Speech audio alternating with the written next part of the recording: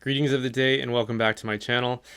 This is my interview with a gentleman named Mark Mallett, who is someone I've been familiar with for a long time, mostly because he's local to the region I live, but also because he is a prominent and even controversial thinker and speaker and writer.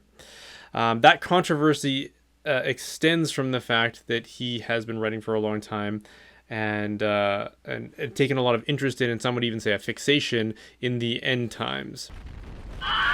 As I mentioned in the interview, this is a topic that I haven't addressed much myself. It's one that I have always been quite apprehensive about because I don't feel like I have a strong grasp of it myself. And I understand that many other people will be apprehensive about it. And so this is an uncharacteristic topic to explore on my channel, but given the world we live in and the times we find ourselves in, it does seem that more of us are thinking about it. And as I talked to Mark and as I look at some of the materials he's produced, I find that whether you agree with him or not, he is someone who has thoroughly studied the subject matter. He's a serious thinker about it. He isn't someone who is simply just flying off into his own imagination. He is someone who is trying to ground himself in our theology, in our tradition, and in the magisterium. And so I think he's worth listening to. Again, whether you agree with him or not, I think he's a serious contributor to this subject matter. And given that a lot of us are thinking about this, I think he's worth having on the channel and having this conversation with, which I found very enriching and very interesting, if nothing else. So I hope you enjoy this interview.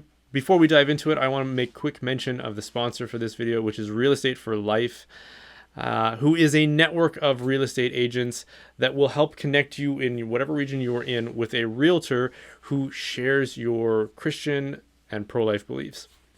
Now, why is this important? Well, again, we find ourselves in strange times in which perhaps the place we are living isn't where we imagined ourselves being long-term, or isn't where we imagined ourselves being if we happen to be, I don't know, living through the apocalypse or something approximating that.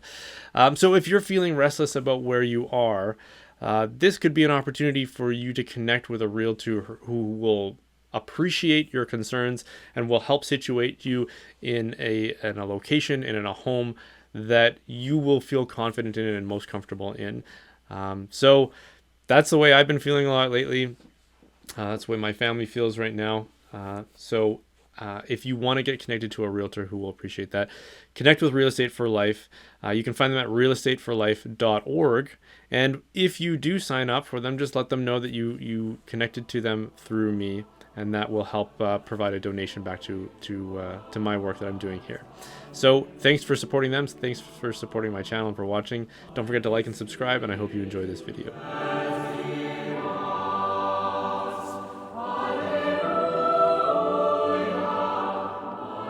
One other quick thing I have to mention before the interview is that I had an audio malfunction with my earbud at the very beginning of the interview where I couldn't hear Mark properly.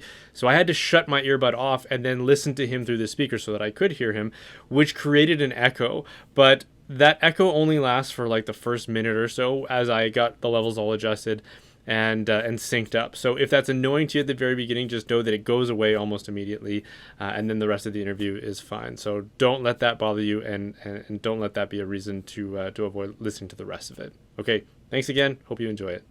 Okay, well, Mark Mallett, thank you so much for being willing to sit down with me and talk about some interesting topics. I have a suspicion that this will be a very interesting conversation, although it's not one that has found much currency on my channel in the past, and that's mostly because I've always been apprehensive to talk about this. And I think that a lot of people are. It makes a lot of people uncomfortable.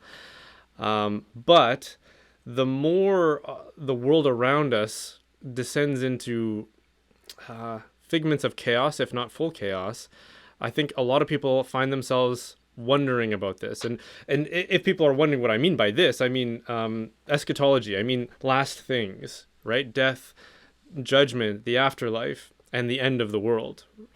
Now, of course, as Christians, we're always supposed to be reflecting on last things, but the end of the world often gets set aside as, oh, maybe that's for a future generation or something that I don't really need to preoccupy myself with.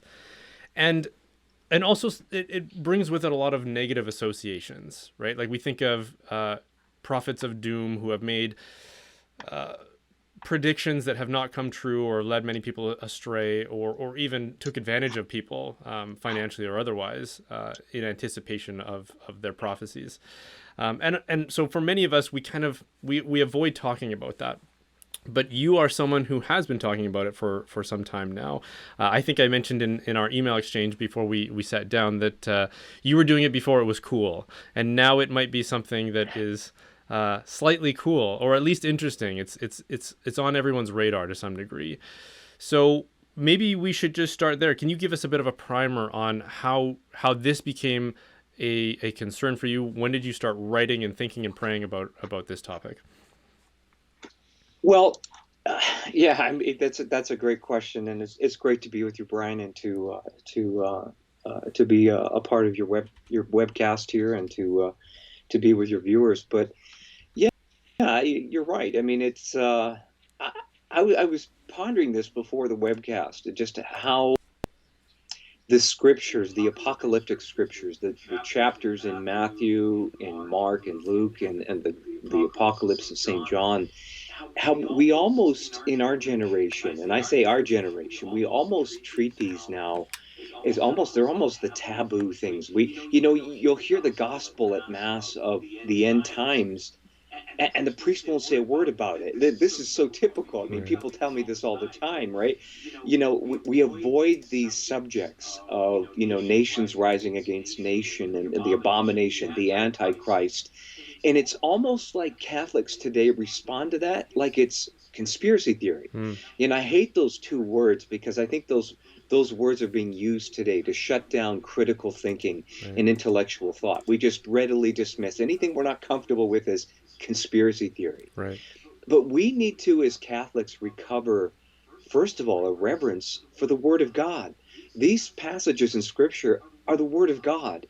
And they're just as much the Word of God as the word where Jesus says, seek first the kingdom of God and his righteousness. Mm-hmm. Or, Matthew 25, whatsoever you do for the least of my brothers.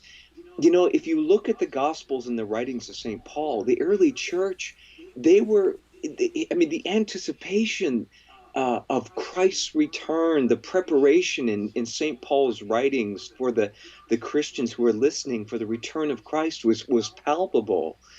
And today, we don't talk about it. But 2,000 years later, we do have different perspectives on these things. So maybe let me, before I get into something, because I want to share with you a word from St. Newman. You asked the question, how did I get into this? And it's a good question, one that I often ponder, because I was telling you before this webcast began, I was a singer-songwriter, still am, but I mean, that was my calling, and that's my heart, is to sing for the Lord. Praise and worship music is really the heart of what I love to do for the Lord. And honestly, I'm 53 now. I thought I would be still in churches singing. But about 16 years ago, the Lord called me. It was quite a profound experience, where I went before the Blessed Sacrament, and I was praying, and I had a very profound experience where the Lord called me to be a watchman, and it was a personal call to be a watchman. Now that sounds really almost arrogant to say that, except that Pope John Paul, when I was at World Youth Day in Toronto, Pope John Paul II called us youth to this very thing. He said, dear young people, he said, it's up to you to be the watchman of the morning, who announced the coming of the Son, who is the risen Christ. And so he was calling us young people to be watchmen who announce the coming of Christ. He then said again, he said, the young have shown themselves to be for Rome and for the church, and a special gift of the Spirit for God. And he said, I did not hesitate to ask them to make a radical choice of faith and life, and present them with a stupendous task to become morning watchmen at the dawn of the new millennium. So, Brian, I'm reading these words from the Pope. He's saying, I'm asking you to be watchmen who announce the coming of Christ. And he's saying, this is a stupendous task. And he's saying it's a radical choice of faith and life. And listen, I'll just say this. How could I say no to him who did not say no to me on the cross. Hmm. But that said, Brian, you're absolutely right. This ministry of mine, this apostolate that I've now for 16 years been writing about the times that we're living in, that as you're correct, more and more people, especially people who aren't Christians, are beginning to wake up and say there's something weird going on. Hmm. But this has been a radical choice for me. It's stigmatized me. It's labeled me as the end times guy, this apocalyptic freak. Hmm. And I just go back to what John Paul II said, and he said this is meant to be a service to the church, and he said that the young have shown themselves to be for Rome and for the church. And so for me, this became very easy in many ways, because I realized that my task was not for me to sit there and kind of come up with this baptized fortune telling of what's coming. Rather, it was to listen to the Holy Spirit speaking already through the church, Hmm. through the early church fathers, through the popes, through the catechism, and then to confirm that in a sense, or to be enlightened in a sense by that through prophecy, private revelation, which the catechism explicitly states has a role in the church, which is not to correct public revelation or to add to it, but to help us to live in the present moment through these lights that come to us through people we call mystics or seers, the writings of the saints.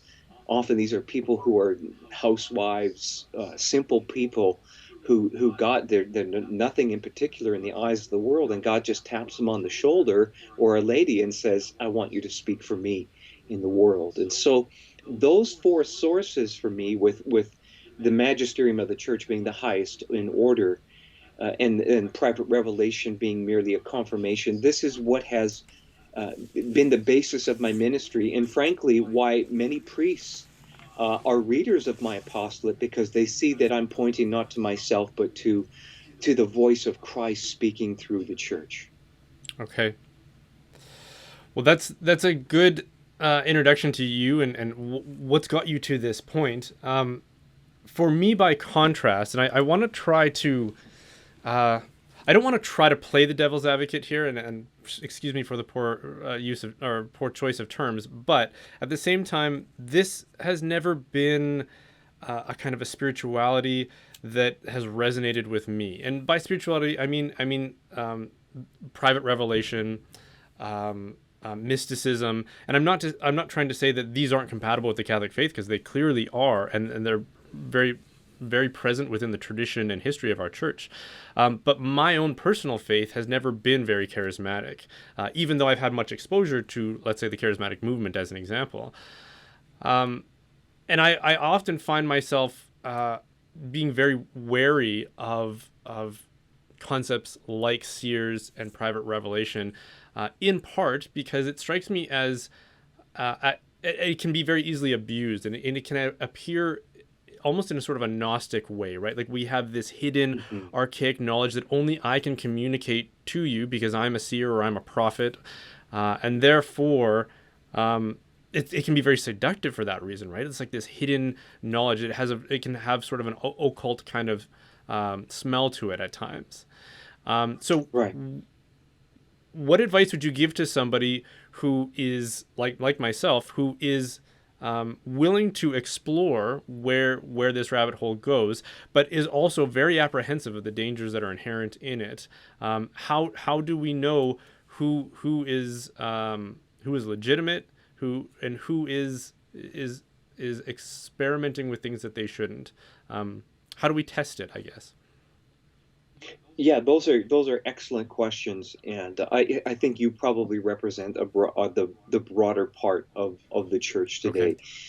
And but those are great questions, and feel free to be the devil's advocate for the rest of the webcast, Okay. because I think it's important for people to flesh this Yeah. out, because you're raising things that many people feel. Well, my first response to this, I think, is be not afraid. We Mm. shouldn't approach prophecy with any kind of fear. And here's why. We have the public revelation of the Catholic Church. Mm. We have tradition, and everything within sacred tradition contains what we need for salvation. So everything's been revealed to us in terms of what we need for our salvation. But even the Catechism says that even though that's been given, it's still left for us to unfold sacred tradition through the Mm, centuries. And so we're still learning. I mean, right. the depths of Mary and her role, our understanding of divine mercy. I mean, the contributions of Saint Faustina, the servant of God, Louisa Picaretta, understanding the Our Father, when his kingdom will come and reign on earth as it is in heaven. I Hmm. mean, her writings, 36 volumes, she's probably the most approved seer in the church. Those writings kind of just go in between the lines and they add nothing new, but they give us new understandings and depths. It's kind of, Brian, like a rose. And with sacred tradition, God gave us like the rose bud.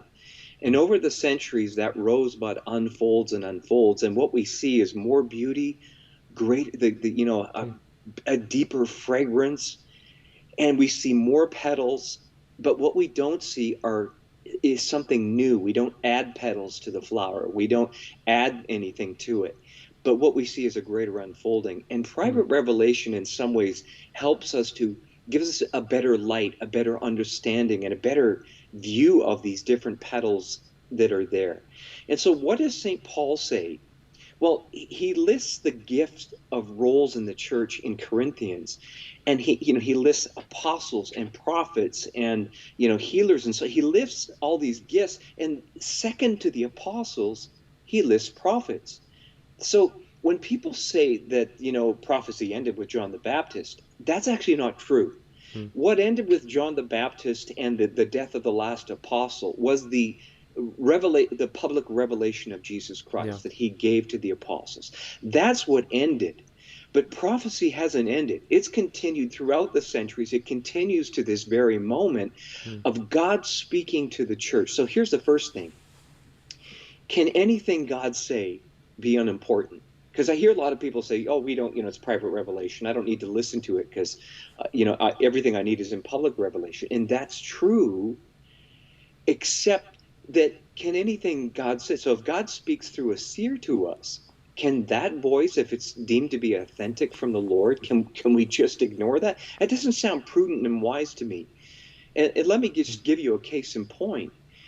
In the approved revelation at Fatima, our Lady appears to them and she gives us instructions. And she says to consecrate Russia to her Immaculate Heart and for us to do penance and reparation because the world, she said, is really at a precipice. yeah. And she said, unless we do this, she said, then the errors of Russia, which are the errors of Marxism, socialism, atheism, materialism, and so on, all these errors that were kind of combined in communism, Yeah. she said these will spread to the whole world. And we didn't listen. We didn't listen to that message. We were far too late. And hence World War II came, as she predicted. And the errors of Russia, the errors of communism now are clearly spreading through the entire world. And many people don't see it. No. They don't see what's happening. It's all under the cover of climate change ideology and what's happening with this present pandemic. It's all being used, according to the United Nations, the World Economic Forum, for a great reset. And if you go into what this is all about, it's really communism with a green hat. But Mm, let me just get back to your question, because what St. Paul says to us is do not despise prophecy, test right. everything, and retain what's Right. good. So, how do we test it? We test it through the magisterium. And this is why, Brian, for my whole life, I guess because my parents introduced it to me when I was young, we read private revelation. We had it in our homes, and thanks be to God, my parents were pretty discerning. It doesn't mean that everything that came through our home was gold. It didn't mean that. In fact, some of those seers that I've read now, I realize some of that stuff, bishops have come Mm, against it, and I think some of it justly so. But still, there was nothing we were reading in our family or considering or testing that wasn't Catholic, and it was against our Catholic faith. And because my parents were always testing this, we were always discerning it. And that's why I say, Brian, we don't have to be afraid of this stuff. People are afraid of private revelation. So I just say to them, well, the first test is if it doesn't pass the Catholic tradition test, chuck it right. out. I don't care what kinds of signs and miracles are surrounding this year. If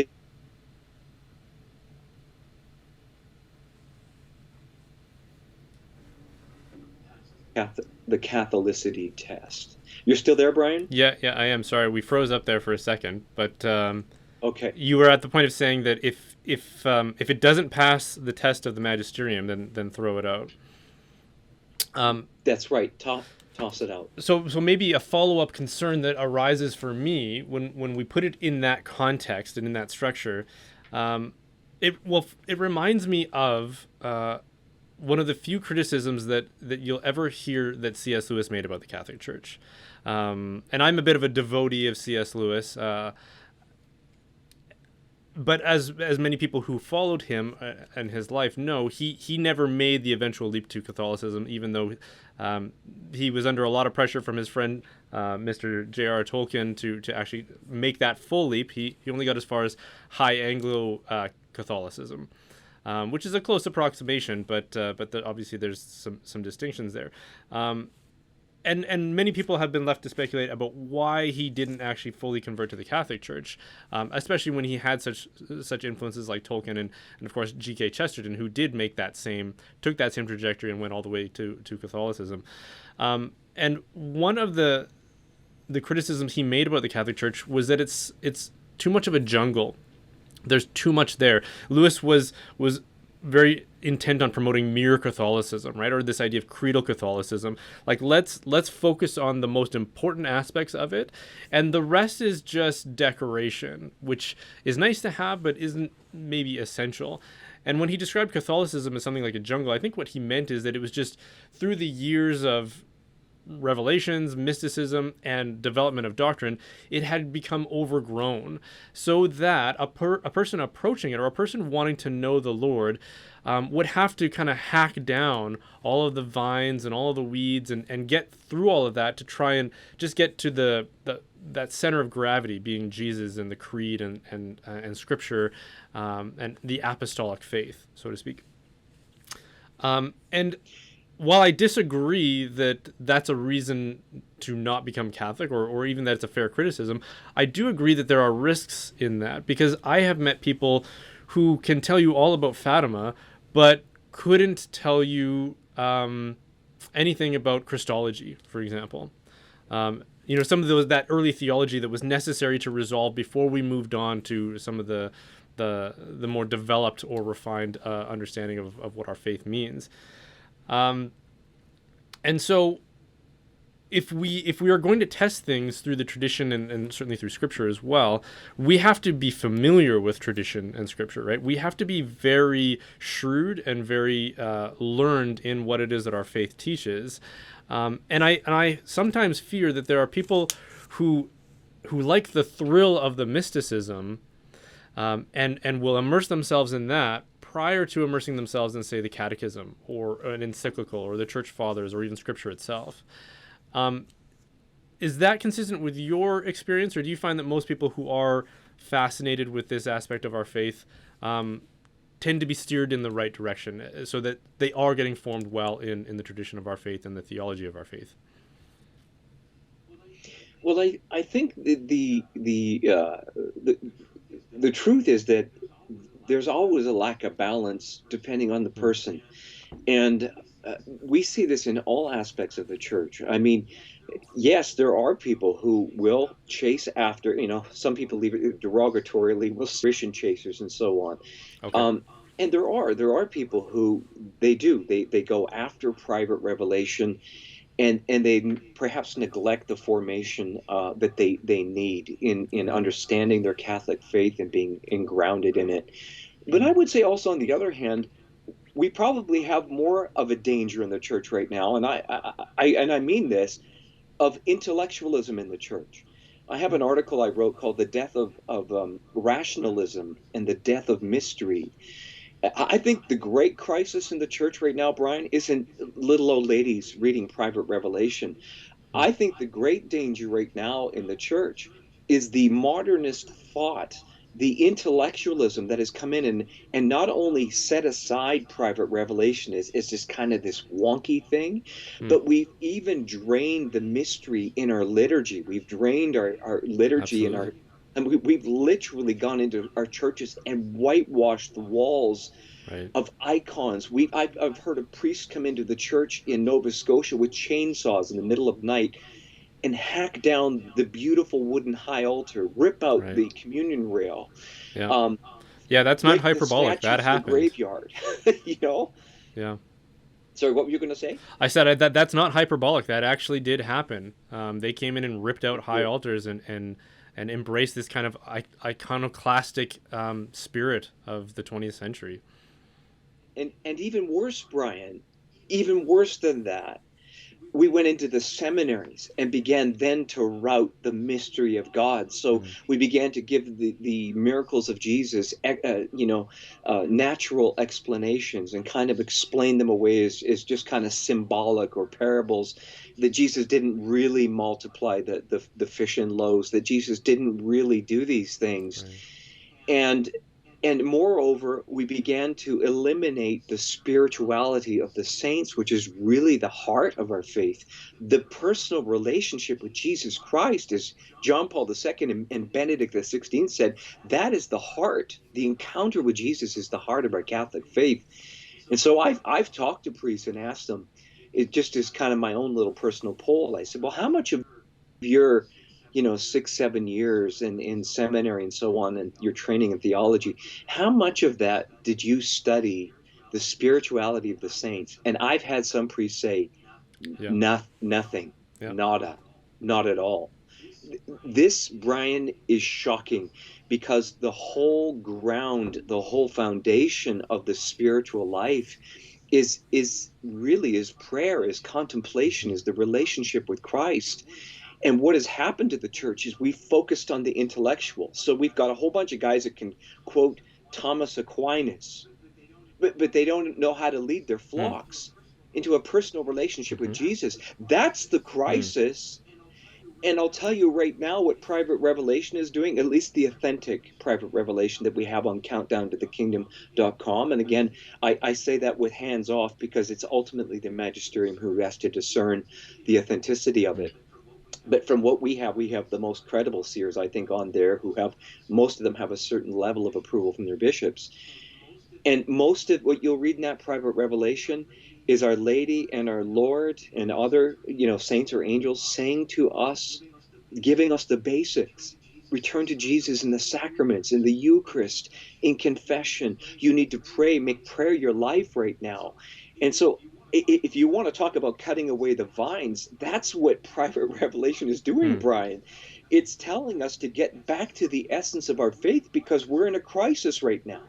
We're in a mass apostasy right now. Arguably, Yeah. we are a candidate for the great apostasy St. Paul spoke of, that precedes the coming of the one we call the Antichrist, who is a real person according to Mm. tradition. So we can talk about Yeah. that if you want Yeah. later Yeah. on. But again, Brian, this is the essence of what private revelation is doing. So yeah, well, there's people who go into the extremes of private revelation. I've seen people go into the extremes of Marian devotion. I've seen people go into the extremes of the charismatic Mm. renewal. And I've seen people go into the extremes of Right. intellectualism, to the point where they disregard and actually do what St. Paul said not to do, which is despise Right. prophecy. First Thessalonians, he said, do not despise prophecy, but test Mm-hmm. everything and retain what Mm-hmm. is good. Okay. We just came through.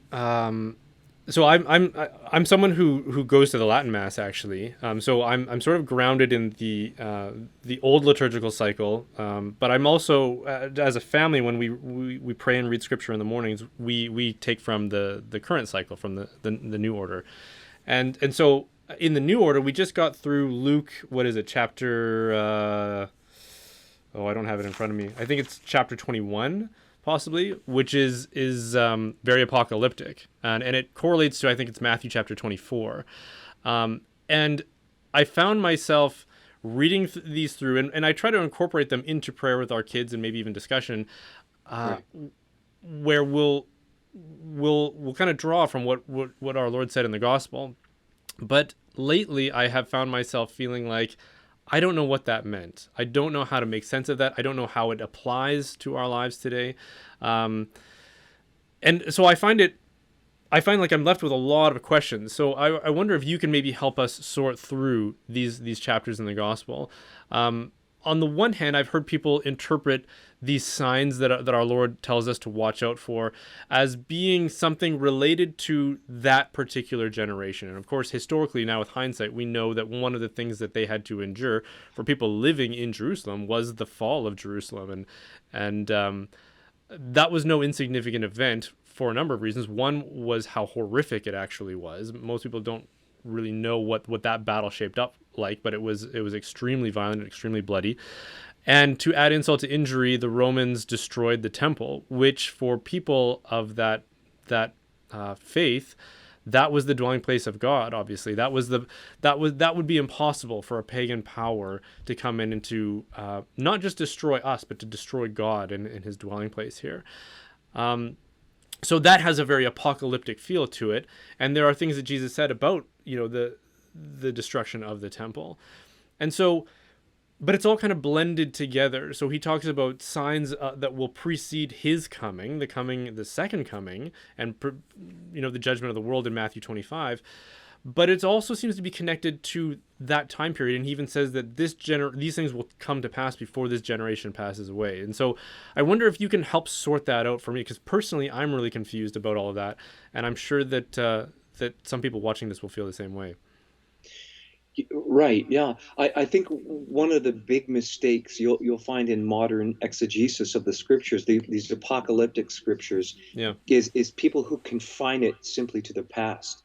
Okay. But John Paul II in Redemptoris Mater, pardon me, Mm. he was explicit in speaking about the book of the Apocalypse, the book of Revelation. Mm-hmm. And he said, I quote, the book of the final events of the church in the world.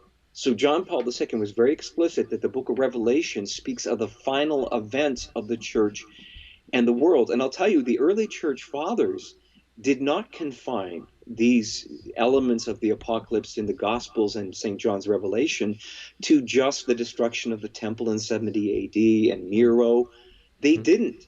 They spoke very clearly, the early church fathers, of future events that would come involving the Antichrist Mm-hmm. and really a time of Christ's kingdom reigning in a special way on earth. Now, there was an early church heresy right away called millenarianism, of which the early Jewish converts believed that Jesus was going to return to earth and kind of establish his kingdom and reign on earth as kind of a political leader amidst carnal banquets and festive celebrations. And this was condemned right away.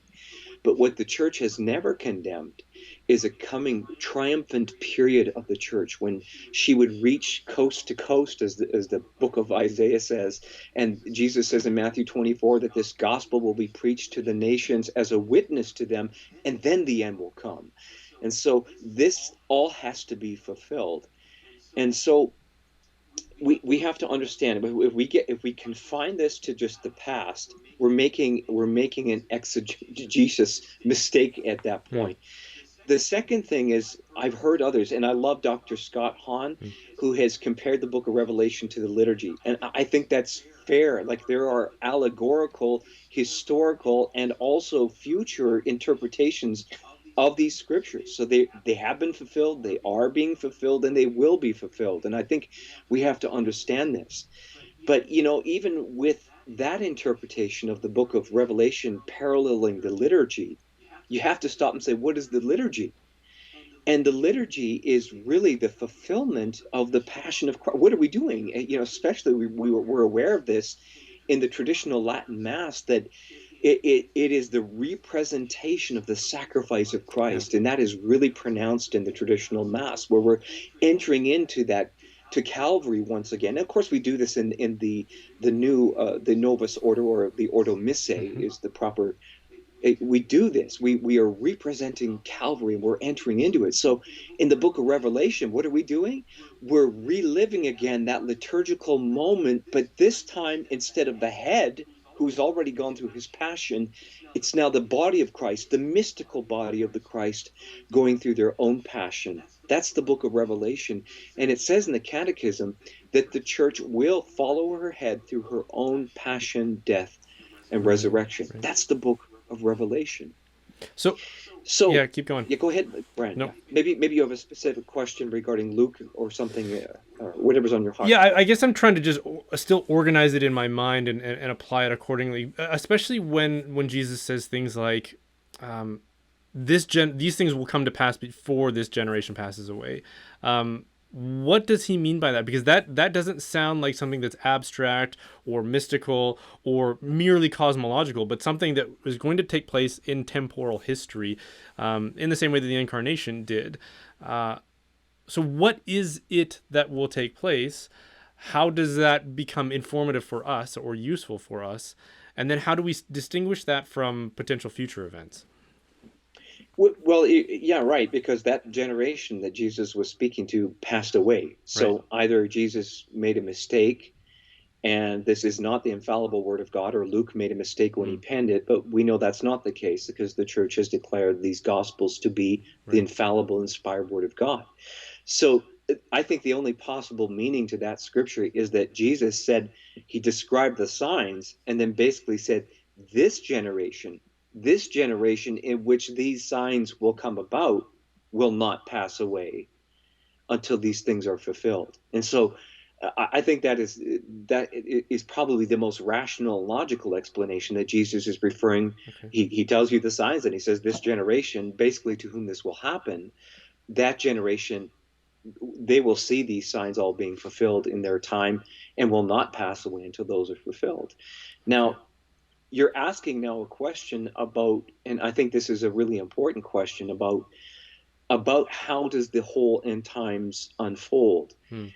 And here again, we have to go back to the early church fathers, into what St. John taught them. And we even have cases of, I think it's St. Irenaeus saying, what I've just told you, St. John told us, or Polycarp would say the same thing. St. John told us these things. So Hmm.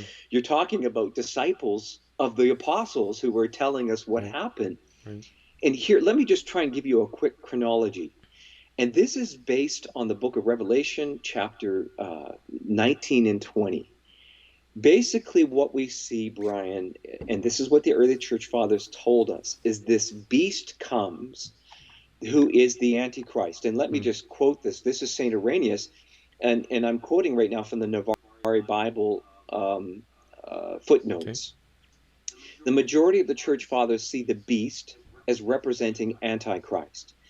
Saint Irenaeus, for example, writes, the beast that rises up is the epitome of evil and falsehood, so that the full force of apostasy which it embodies can be cast into the fiery furnace. And St. John Newman, Cardinal Newman, Mm-hmm. also confirmed, he said that the church fathers understood that the Antichrist he's a person.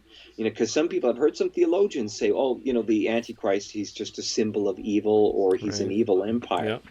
And it's true, this Antichrist rises up with an evil empire, the 10 kings, the seven horns, and so on that we're reading in the scriptures. But there's a beast, there's a mouth that blasphemes, and that mouth is the Antichrist. So Hmm. we want to be understand that you can't cast into hell a ubiquitous, kind of kingdom. God doesn't cast into hell kingdoms. He casts into hell people who have rejected him and rejected his plan. Mm-hmm. So that's the first thing. So if we follow carefully in what the church fathers have pointed out in Revelation, there's a simple chronology, Brian. It's a straightforward chronological reading, and it's this. And by the way, John Paul II and Benedict XVI have both said we are living the apocalypse right now. They both have quotes of how we're living it. Hmm. And it's this beast rises up, who then commands all that they cannot buy or sell unless they take a mark. And as I'm saying this, I hope people are paying attention to what's going on with these mandates. So we can talk about that. And we have to be careful what we say Yeah. because you're on YouTube. Yep. So we'll be very careful. But right now, some of us cannot buy and sell unless we have a certain mark. And I'm not saying what is happening right now is the Yeah. mark, but I think everything that's happening right now, Brian, we are stupid not to recognize, when have we ever had an infrastructure in the world in which you cannot buy and sell without what's Hmm. coming? And this is all coming into what the United Nations says, a digital ID that you won't, it'll be tied into all of these things. So anyway, this beast rises up and this Antichrist comes. And then we read in Revelation 19 that there's some sort of manifestation of Jesus, this rider on a white horse who comes, and he does exactly what we just read from St. Irenaeus. He casts this beast and a false prophet into the fiery pit. Well, this must be the end of the world, right? Because we've been told by theologians that, the Antichrist comes at the end of the world, but that's never what the church fathers taught. And what they taught was that after this Antichrist is thrown into hell, there's this time, the times of the kingdom, said Tertullian, in which basically the Our Father is fulfilled. We've been praying for 2,000 years, Brian, thy kingdom come and thy will be done on earth as it is in heaven. Well, we're basically praying that his will be done on earth as it is in heaven.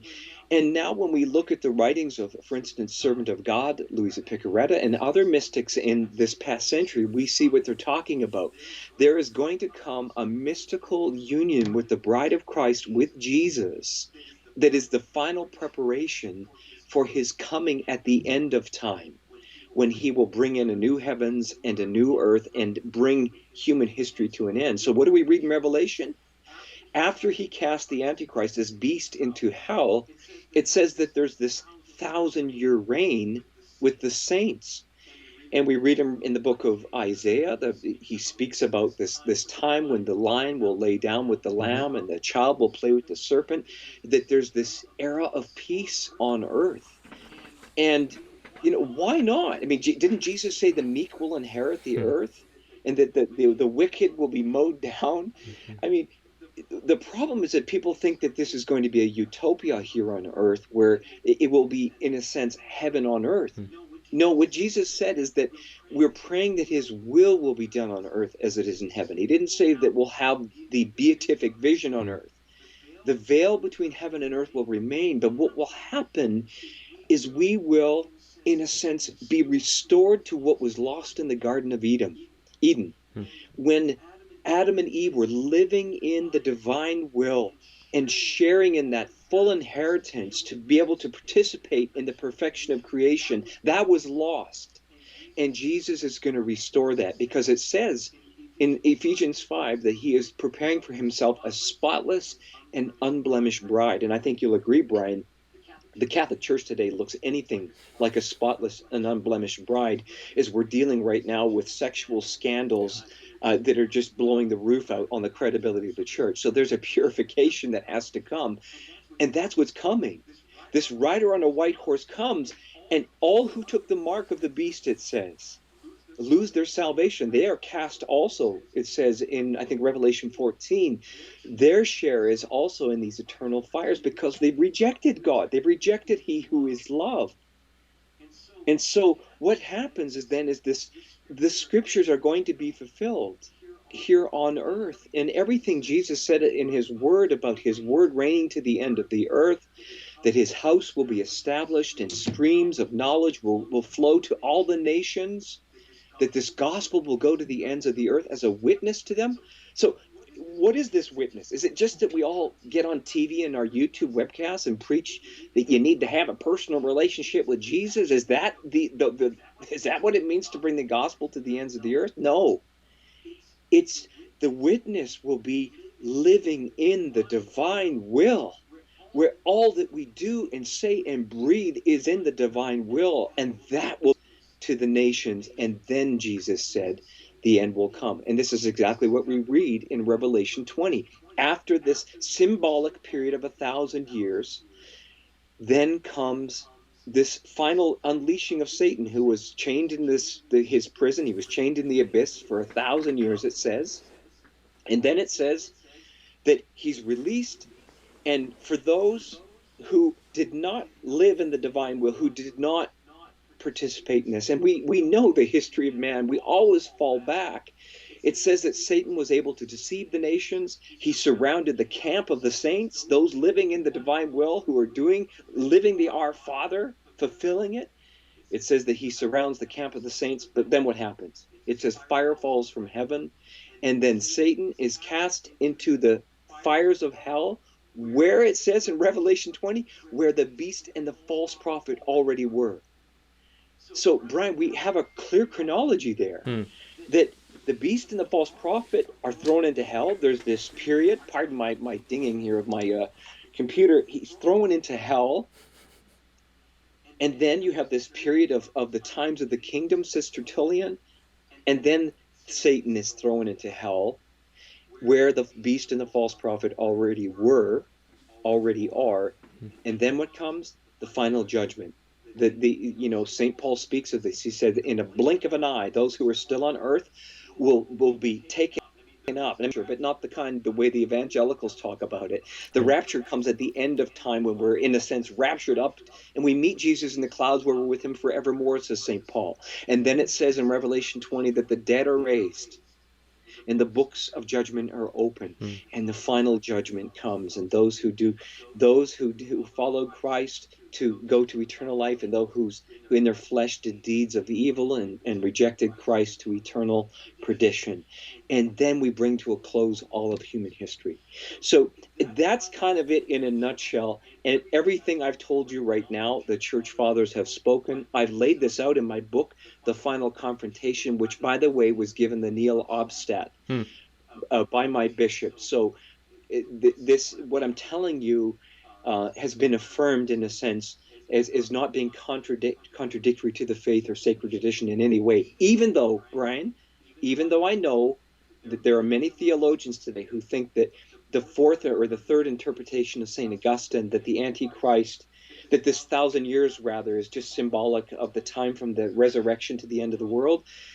St. Augustine proposed that as one of the beliefs, and modern theologians have kind of embraced that as being the definitive interpretation, but the church has never, ever given that as a definitive interpretation. In fact, Benedict XVI said explicitly that the church has made no decision, made no pronouncement on this millennium period, and that the possibility of a triumphant sanctity and of a triumph of the church will come. And of course, this is the message of Fatima. In the end, my immaculate heart will triumph.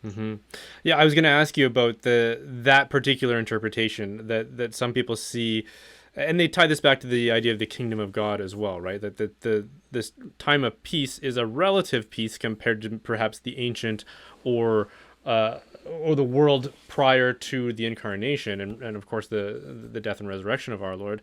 That there would be a relative peace in the reign of the church for, let's call it a metaphorical 1,000 years. But some might even say, well, the church, it did in a sense reign from about 500 to about 1500, and then Christendom started to disintegrate.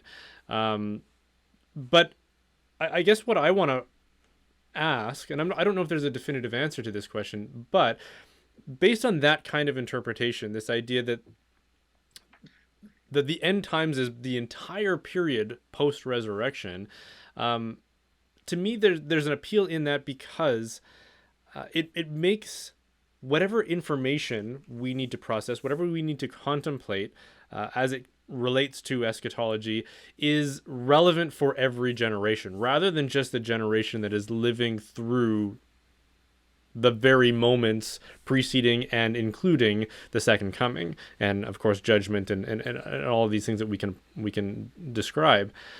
Because of course we should be contemplating our own death. We should be contemplating our own judgment. Right. And in a sense, that approach to eschatology makes it applicable for every generation and every people. And there are, of course, even descriptions of the Antichrist as being anyone who opposes Christ at any point in time, right? And some people will take that line to say that they could be individuals, but they could be creeds or ideologies or states that oppose Christendom or Christianity or the church, as opposed to a particular individual at a particular place in time. So what do you think? Is that a legitimate approach to eschatology, would you say, or does it need to be narrowed to a more particular interpretation? Yes, I mean, it's both actually. It's not one or the other. Okay. It's actually both. I mean, Saint John writes in his letters. He says, "Whoever denies uh, that Jesus is the Christ is Is the the Antichrist. Yeah. Antichrist." And he says, "We're in the last hour, and many Antichrists have appeared." Yeah.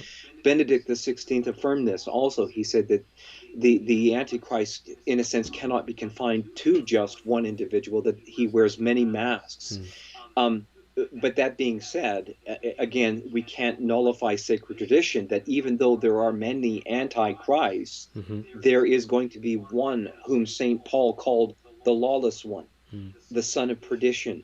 So this is clearly in tradition and it's been affirmed in tradition. Mm. So it's both. Yep. You know, we Yep. see Antichrist through all of time. These scriptures, again, metaphorically, allegorically, we can apply them to the short lifespan of a man. You know, because we all will go, we'll all have an eschatological moment in a sense at the moment of our death, and we will have our own particular judgment at that moment. Mm. So, yeah, so it's both. I think the mistake, though, today has been to go with your not with your interpretation, but with that's a correct interpretation of Scripture, and the Scriptures themselves say that, but to the exclusion where we no longer speak of the coming of Antichrist. And I think in these times, Brian, we can't neglect it. Can I share with you what St. John Newman said about Yeah. these Yeah. times? Absolutely. Okay, because I don't know how much time we have in this show, but I wanted to share with you because I think you kind of raised it at the beginning of the show. You said, you know, everybody kind of thinks there are times of the end Right. times.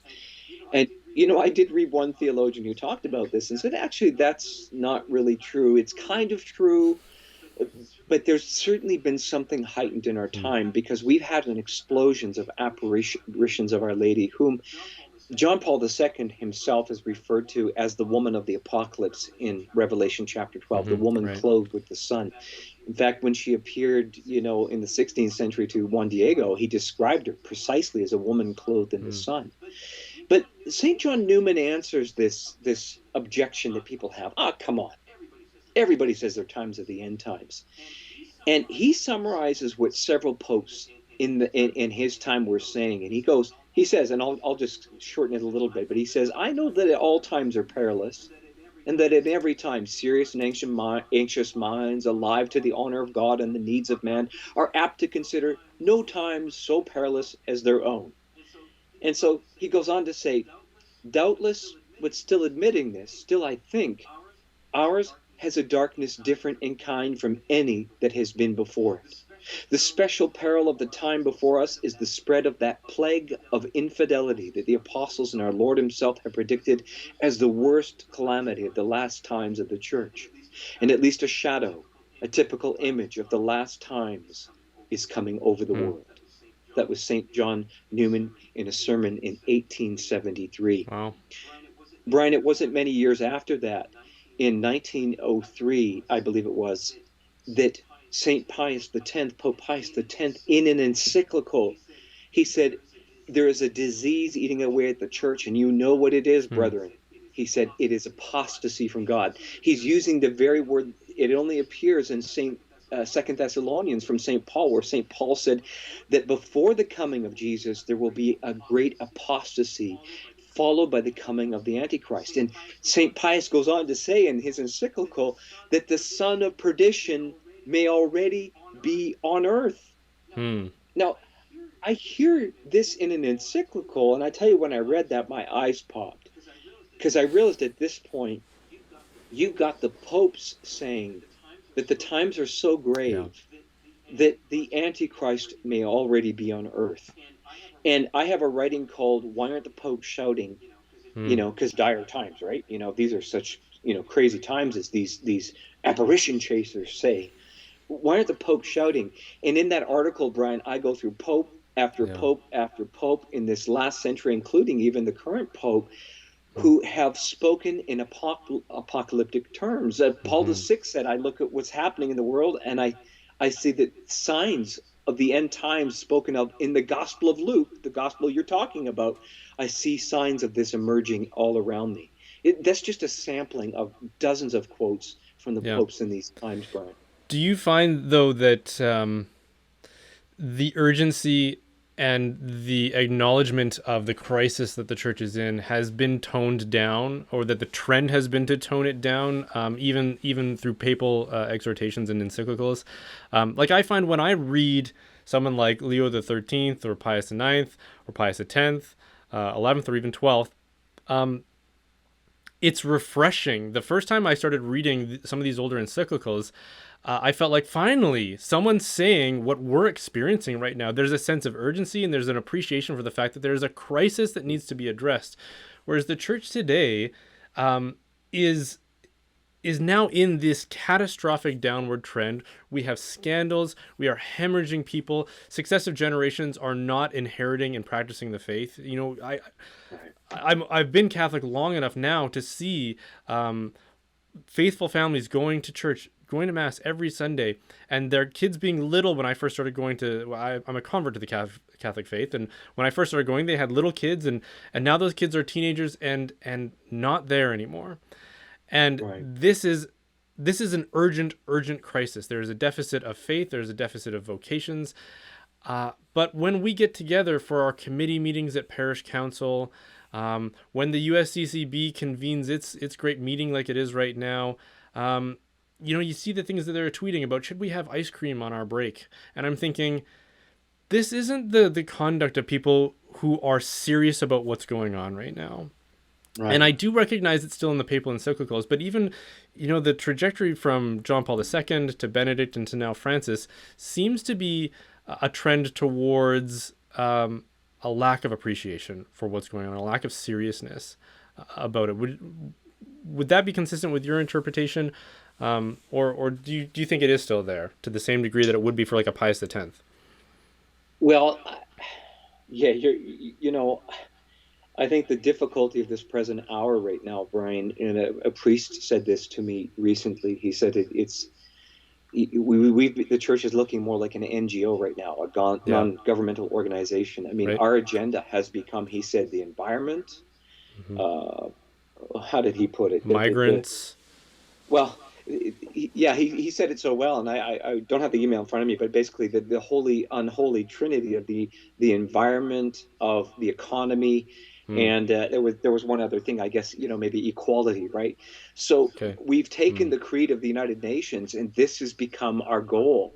And Right. grant you, the economy right now is definitely sick. You Yep. know, for all the ills and evils of socialism, we do have to recognize that capitalism has also enslaved many. Most of us are in debt today. Most of us Yes. in your generation, Brian, you guys start out in massive debt from your Right. education.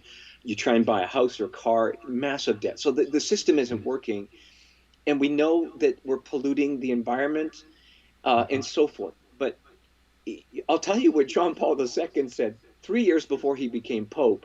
He came to the United States. He went to the Eucharistic Congress, I believe, in Pennsylvania, and he said this: "We are now facing the final confrontation between the church and the anti-church, the gospel and the anti-gospel, Christ versus the antichrist." And a deacon who was there said he said those words. Hmm. He said, "It is a trial which the whole church must take up, but it lies within the plans of divine providence." Now, Brian, in his future, I think it was an apostolic letter, I think, uh, Evangelium, Evangelii Vitae, and forgive me if I'm getting this wrong, but the gospel of life. Yep. John Paul II frames the culture of life versus the culture of death. He frames that directly as the battle in the apocalypse between the dragon and the woman. And he talks about this what's happening, of the powerful trying to crush the weak. And he even says, you want to talk about conspiracy theory? John Paul II says in that document that there is a conspiracy against life, and that even healthcare workers and science will turn against life with a massive program of depopulation. And I'll tell you right now, people like me and scientists around the globe are screaming right now Yeah. about what is happening and unfolding in our midst right now. And again, it's very difficult for us to talk about this on this particular Right. platform. But you know what? You're right. Several of us are screaming, and I've never heard scientists. These are men who usually don't speak in apocalyptic terms. Right. I'm hearing them now, Brian, saying that there's a mass psychosis right now in the world, a mass delusion taking place, Hmm. where people are surrendering their freedoms. They're going along with these mandates, which are basically going to enslave all of humanity. Whether you got the thing or not Hmm. put in your arm, you're going to be a slave to either getting future boosters, or if you didn't go with it, you're going to be a slave who can't participate. You cannot buy and sell in the system. Hmm. And they're screaming and saying this is a mass delusion. They don't understand what's going on. But you know what? You're right, Brian. Hmm. There's no sense of urgency in our Knights of Columbus meetings or in our parish councils, Right. or even in most homilies. There's a complete obliviousness to this. And it's exactly what Jesus said would Hmm. happen. As in the days of Noah, Right. he said. Right until they went up into the ark, he says people were buying and Yeah. selling and Eating and giving in drinking. Yeah. marriage and getting married. Oh my gosh, Brian, can't people see we're living this right Hmm. now? People are just, we're talking about the markets. The markets right now are booming. The Dow has never been so high. You know why? We're buying and we're selling. And what's going on with marriage? We're Hmm. redefining it so that anybody and anything can get married to anybody or Hmm. anything. We're living the Gospel of Luke and the Gospel of Matthew right now. And I think this is a wake up call. And I pray to God that some of you who are listening right now to this will understand, that you'll have the eyes to see. And again, don't take my word for it. Go into my writing at thenowword.com and read what the popes have been Hmm. saying. Why aren't the popes shouting? They have been shouting, but we're not Hmm. hearing it from the local pulpits, and we're certainly not hearing it at the coffee, at the coffee Right. pot during our Yeah. coffee breaks. We need to start talking about this, because that's what St. Paul and the early Christians Hmm. did. Yeah. Absolutely. Well, okay. So what should we be doing? Or what should we be anticipating? What should we be looking for in the time we live in? How should we be critically evaluating that and testing it, as you alluded to in St. Paul's writing to Thessalonians? What should we be doing? Those of us who live right now and are intentionally trying to follow our Lord. Jesus gave us a command. It was a very straightforward command, very simple. 2 words. He said, watch and pray. So the first thing, watch, is to consider the signs of the times. Jesus actually rebuked his followers. He said, how is it that you can see a cloud rising on the horizon, and yet you cannot tell the signs of the Hmm. times?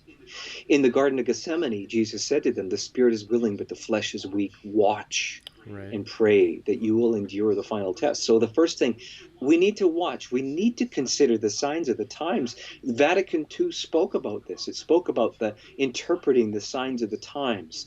And so this is not a matter of doom and gloom. It's a matter of prudence and Hmm. wisdom, because the deception of the Antichrist is such that Jesus said, will he find faith on earth when we return?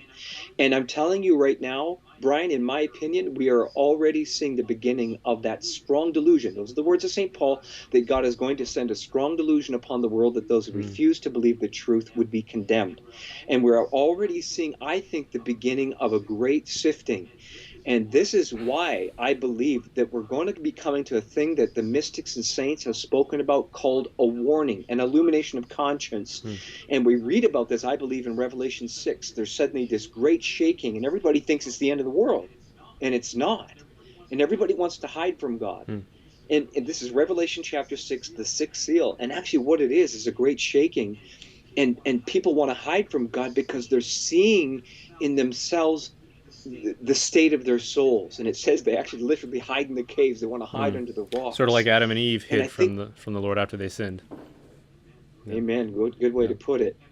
And I think that this is what is coming. This is going to be a grace. St. Faustina spoke about it before the day of justice comes. And that's not the end of the world. The day of the justice, the day of the Lord, said the church fathers, is that 1,000-year period, which again is a symbolic number. It could be 40 years. It could be 100 years. It could be 998 years. Nobody Hmm. knows. I think it's shorter. But what I'm saying is that this moment is coming before the day of the Lord, and this wake up call. And so the first thing Jesus says, we need to watch. And I think that's the gift and grace to us in prophecy. That's what prophecy does. It has both of an element of speaking of the future, and Benedict acknowledges that, but he also says that the purpose of that is so that we come back to the present moment and know how to carry out and live out the will of God. So right now on countdowntothekingdom.com, which is my sister website, we're posting many of these seers from around the world, and they're telling us, Brian, what we need to do. And that brings us to the second commandment of Jesus, to pray. And I can't stress this enough to your listeners. I just want to say this because so many people are afraid. They're shaken by what's happening. I mean, I literally right now, I can't go into a restaurant. I can't go into certain stores. I have nurses and doctors and scientists and priests writing me who are about to lose their vocations and careers, or who already have lost them. They've lost their livelihoods. People are shaken. And what we need to do right now is we need to turn to the font of grace and strength, and that is through prayer. And Our Lady has been appearing for 4 decades, telling us how to pray. And she says, you need to pray from the heart.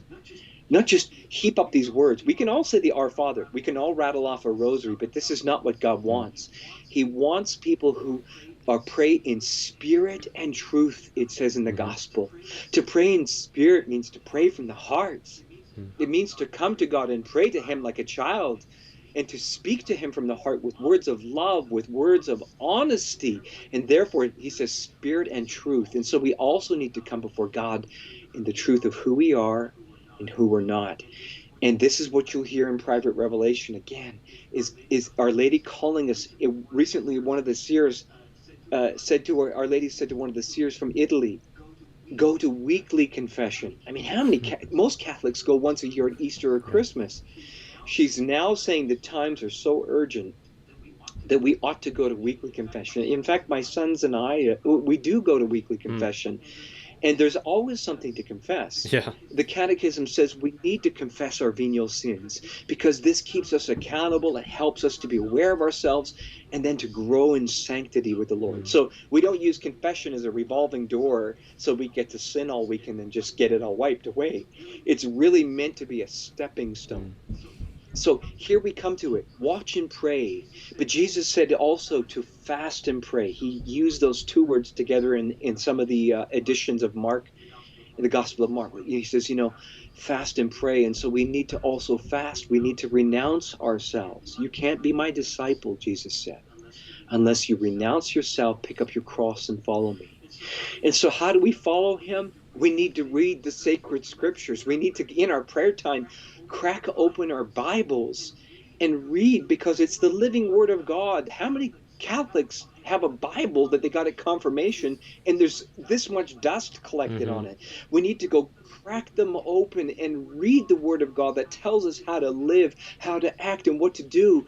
And know this, it's a living word. It's not a historical textbook alone. It's not. It's the living word of God. As one priest said to me, when we had a time together of prayer and the word was coming alive, and he suddenly he threw his liturgy of the hours down on the table, Brian, and he looks at me and he goes, my God, he says, at seminary, he said, we dissected the scriptures like they were a laboratory rat.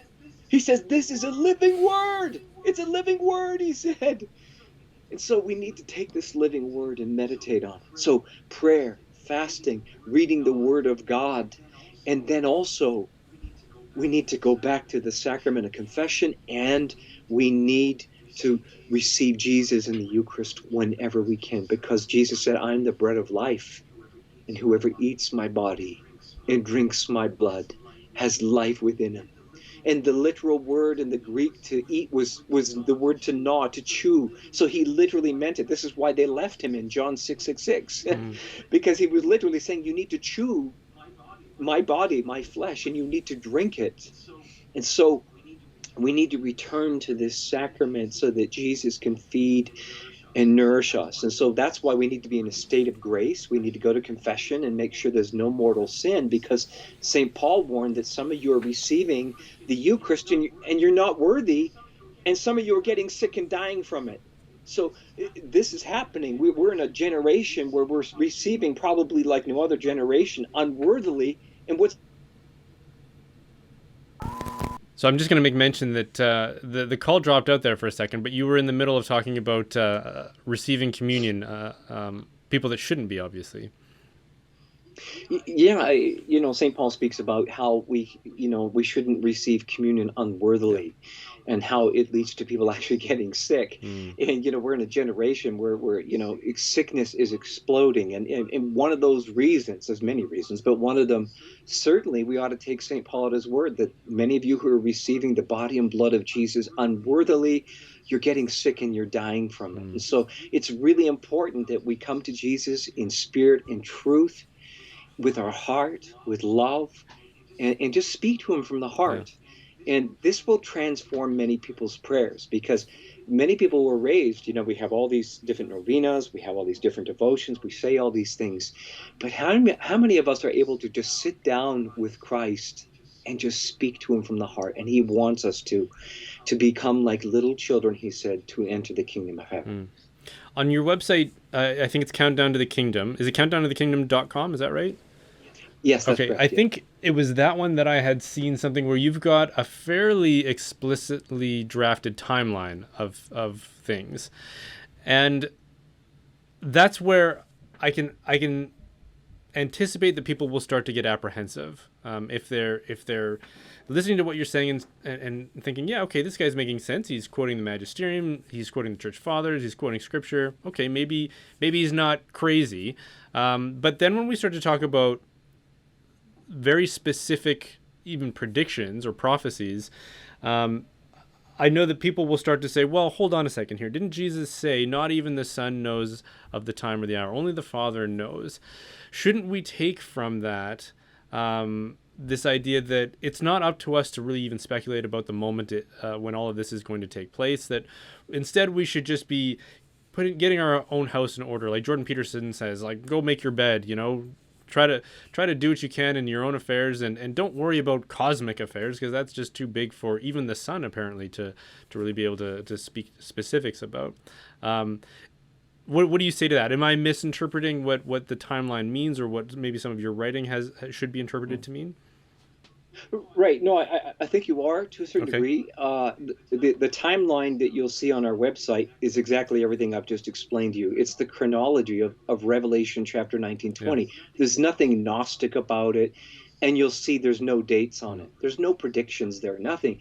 It simply lays out for you what is written in the scriptures, and how the chronology that the early church fathers then drew from it, which is nothing different from St. John. So the chronology there basically shows this time of turmoil, what Jesus called the labor Mm. pains, that leads up to the Antichrist, that then is followed by an era of peace. And we have many approved private revelations in the church that speak of this coming era of peace, then followed by the final, I guess, upheaval, right, where Satan is unleashed from his abyss and there's this short uprising. There's really not a lot in scripture about that, other than to say he surrounds the camp of the saints and he doesn't get anywhere with it. Fire falls from heaven. So I just would gently just correct Yeah, that yeah. aspect of what you're saying. Nothing Gnostic. The word timeline throws people Right. off. Yeah, maybe Uh, that's what you it is. know, you could call it, maybe I should rename it biblical chronology or something, but Maybe. it is in a sense a timeline, but there's no times there. And the second part to that is really, Brian, you asked that question earlier about in the Gospel of Luke. You said, I'm reading this and I don't really Mm-hmm. understand what's the timeline really of what the Gospels are saying, and which generation did this reply to. So, it says in the book of Hosea, my people perish for lack of knowledge. Mm. And I think one of the great issues of our day that we're experiencing in this postmodern church Mm. is this lack of exegesis, this lack of Yeah. catechesis on these very things that the church fathers for centuries spoke about. Mm-hmm. And so this deficit now what is happening now. We've left basically a vacuum that is being filled, Brian, by some really wild, so-called prophecy from from some of the fundamentalists and so Mm. on, that is just outrageous. The stuff that's saying the Catholic Church is the whore of Right. Babylon, and on and on. So really what we've done now by not talking about these things, Brian, is we've created this huge gulf now Mm. between Catholic teaching that is there, and that's what I'm trying to do as a watchman, is just say, here's the Catholic teaching, here's what the popes are saying, here's what Our Lady is saying. We can rely on this stuff. And I don't think we should despise Mm. that. I mean, I ultimately, my ministry, I leave it to the church to discern, and I leave it there as to whether it's doing an authentic service or not. But I really think we're doing a disservice to our parishioners and to the church as a whole By not talking by about it. just pretending that these texts don't exist. Right. And this chronology, this timeline is pretty clear. There's nothing really mysterious about it. So, how do you see your apostolate then? Because I think some people would get the impression that you are someone who's sounding the alarm. You're saying it's all happening. Look at the signs, and get ready because the kingdom is now, and the second coming. Or do you consider your apostolate to be more something that is like, well, we have this theology, we have this tradition. It's goes up through scripture to the patristics, to the mystics throughout the Middle Ages, and even now. And we should be aware of it. We should understand what it means, and we should integrate that within our faith. Is it one of those two, or is it sort of a combination? Like, where do you see yourself being called to teach and to preach and to write? Well, I got from Amazon. I've ordered this placard that says the end is near. I'm going to go out in the street and wear it. Good. That's a start. No, but to answer your question, I'll go back to the calling of John Paul II to us No. youth at World Youth Day in 2002, and he simply said, "I'm calling you to be watchmen who announce the coming of Christ."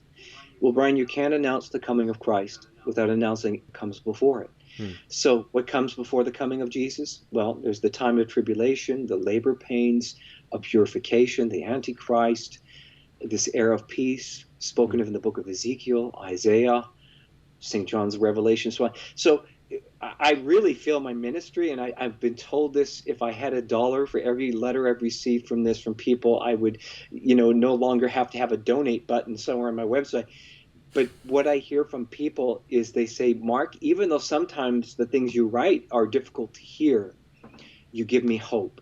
Hmm. And that is so crucial, that people realize my apostolate of the watchman is ultimately to announce this coming of Jesus. It's like the ministry of St. John the Baptist. Mm-hmm. I'll tell you, one day I was sitting before my spiritual director's chapel in New Hampshire, praying before the Blessed Sacrament, and the Lord put a word in my own heart. He said, I'm giving you the ministry of John the Baptist, which, as we know again, was to announce, behold, the Lamb of God.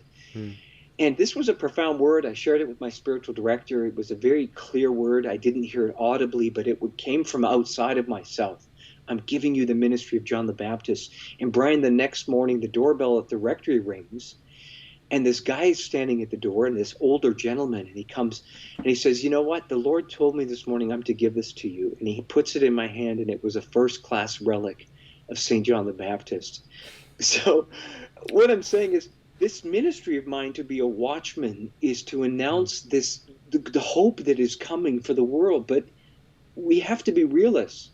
Benedict XVI, Cardinal Ratzinger was very much a realist. In fact, someone once said to him, why are you such a pessimist? Because he was honest about that the church is going to have to be reduced to number, Yeah. to be purified.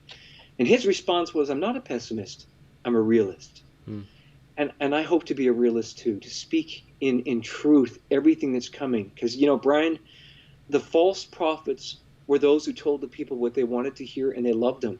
The true prophets were those who told them what they needed to hear, and they stoned them. Mm-hmm. And I'm not calling myself a prophet, but what I am saying is I think the Lord has called me to exercise what all of us have been given in our baptism as priestly, kingly, and prophetic, sharing in that role of Christ. The Lord has asked me to exercise at times a prophetic role in announcing what is coming. And it's, again, in some ways, it's been easy for me because the popes have already done it. In G.K. Chesterton's book, The Everlasting Man, I'm not sure if you're familiar with that, but I haven't read that one. Oh, He's a great author. Actually, I think you would actually really like this because in a surprising way, he addresses a lot of this stuff in a way that only he can. But one of the things that he does in his sketch of history is he compares and contrasts the pagan world and what he would describe cultures that would have cults of mythology, what he would call the gods, and then pagan states that and nations that would have cultures of the demons, and sort of the war of the gods and the demons. And one of the things he says that just was chilling for me when I remember when I first read it, and I decided to listen to it on an audiobook recently, and I was out for my morning run before we got our recent snowfall that we got here, and so it was dark because we have less daylight here, but no snow to kind of illuminate the ground you're in. And I was running through a ravine, and he was like the tone of this the whole book just changes as he starts to talk about the nature of the gods and the demons and the ways that that people who had devotion to demons in the pagan world, the way that they would approach that. And one of the things that he said is that they're very serious about it.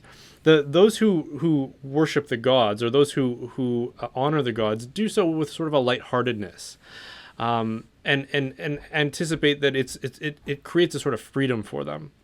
But those who have devotions towards the demons, they're very serious about what they're doing. They know that whatever they're doing here, it's going to have an effect. It's going to get things done, right? And if you are serious about getting things done, well, then this is one way to do it, right? It's not going to be inconsequential. And he contrasts later on the two cultures of Rome, who he would sort of exemplify as being a culture of the gods, to Carthage as a culture that worshipped Moloch and would even sacrifice their own children to Moloch.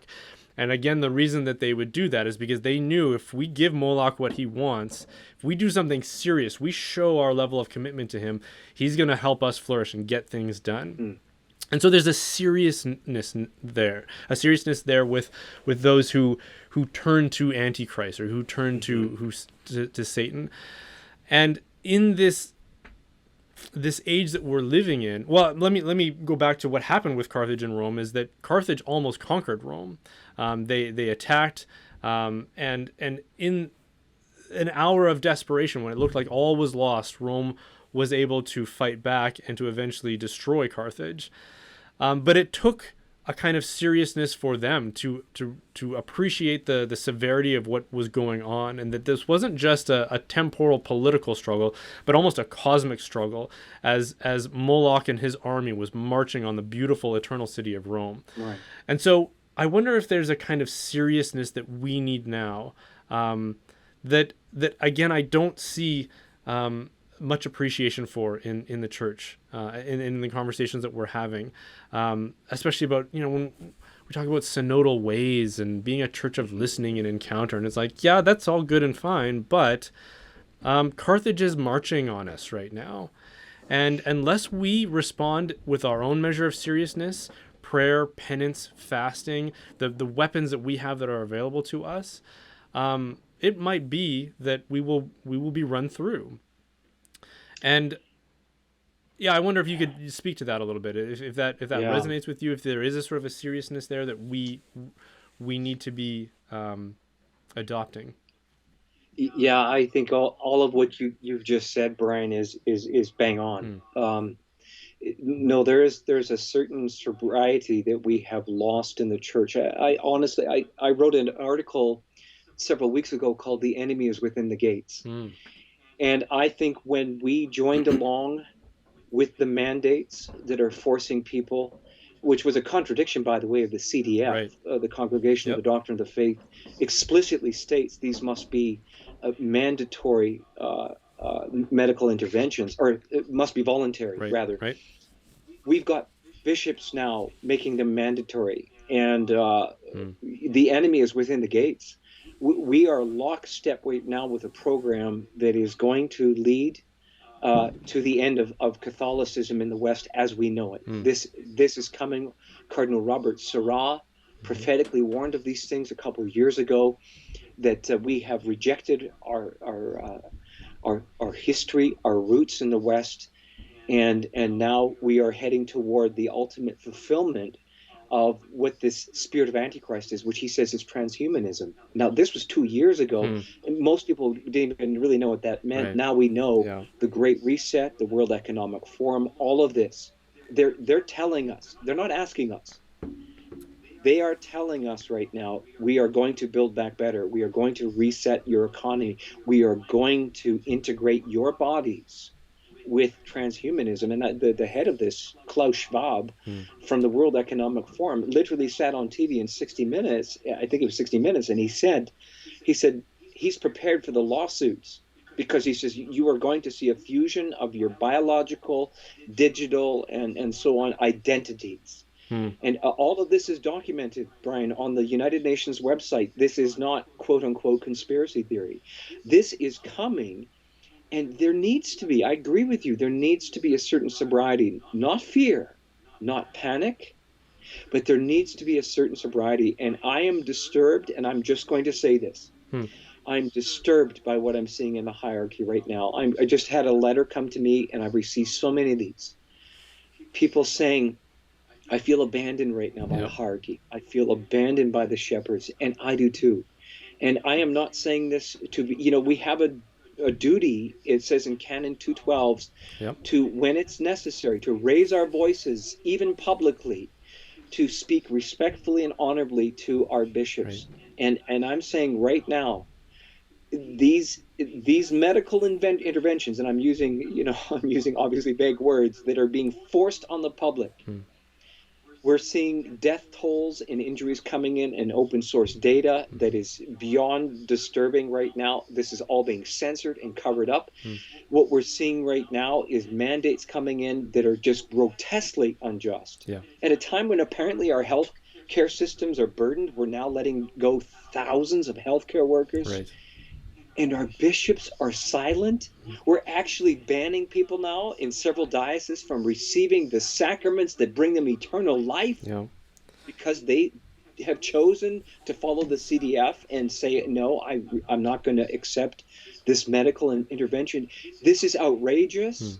It has to stop. Our bishops, there needs to be a sober reflection right now. And I'll speak to right now in the benefit of the doubt for them. Brian, the propaganda right now is so thick, and I'm a former journalist. That's my root. That's my background. Yep. As a journalist, I have never seen propaganda like this in my life.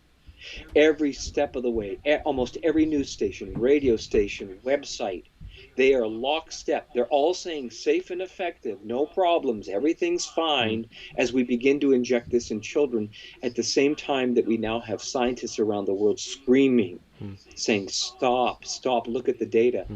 So there's something weird going on here. It is a mass delusion, a mass psychosis, Brian. And I just think you're absolutely right. Jesus even says this in the Gospels, right? It's like the sons of the world are more wise than the sons of God. I'm really paraphrasing it, but that's what he says in the Gospel we heard not long ago, right? Oi, oi, oi, as my Baba would say. Well, maybe that's a good departing message, or something to consider for those of us who like to sit and wait. And when we talk about how does the church respond and where is this seriousness, I think we too often say or think that by the church we mean the bishops and the clergy. But we have to appreciate our own participation within the body of Christ as members of the church. And so if that seriousness is lacking, perhaps that's a call for us in the laity to introduce and inject some of that seriousness. And it's perhaps providential that this synodal way is going on right now, because it's the premise is that they are going to be receiving feedback from the faithful. And so maybe this is one way that we can provide some of that feedback and say, look what's going on, and look at the sort of casual approach that we have been responding to it with. We need to get more serious about what's going on, whether it's the political climate, whether it's the pandemic, whether it's just the crisis of faith that exists in our culture and in our church. There's a very serious lack of appreciation and lack of seriousness for what's going on, and I think we need to get serious about it. I think Brian, if I could just interject, yeah, I think we're living Gethsemane right now. Hmm. And, the apostles, they spent 3 years with Jesus. And when this kiss of Judas came, they all fled. Right. And I think we're feeling this right now, that we've been abandoned. We Hmm. feel abandoned. And I'm saying this with love, but it's the truth. Right. This is what the flock is saying. You're right. If we're going to listen the synodal way, this is what the flock is saying. Hmm. But, here's the answer. Here's the key. We need to be like St. John. He was the only apostle that stood beneath the cross of Christ. Right. How did he do that? He was the only one who laid his head at the Last Supper on the breast of Christ. While what the other apostles were doing? They were all trying to figure out, well, who's the one who's going to betray? Is it me? Is it you? Right. Who's the one? Right. And the danger with private revelation, the authentic danger, is we start thinking, oh, is this coming? Is that coming? Is this doing? And we need to listen to what the heart of Our Lady is saying through prophecy right now. And the heart of it is to put your head on the heart of Jesus, to be with him, near with him in the Eucharist, in the Word of God, and in praying from the heart. That's your answer. And the truth of our Catholic faith, it's unchanging.